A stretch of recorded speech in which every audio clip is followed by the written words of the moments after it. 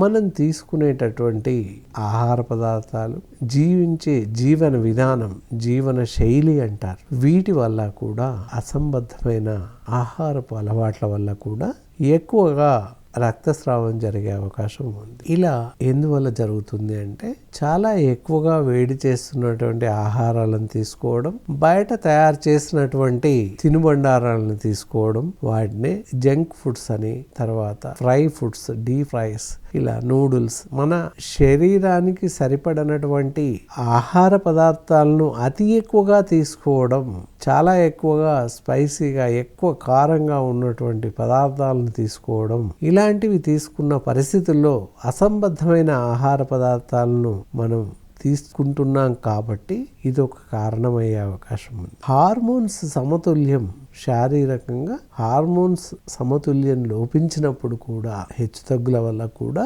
ఈ ఎక్కువ రక్తస్రావం జరిగే అవకాశం ఉంది. ఇలా మరి రక్తస్రావం ఏర్పడుతున్నప్పుడు మరి మనం ఏం చేస్తే మంచిది, ఎలాంటి ఆహార పానీయాలను భుజించకూడదు అనుకున్నట్లయితే ఎక్కువగా చిరుతిళ్లను మానివేయాలి.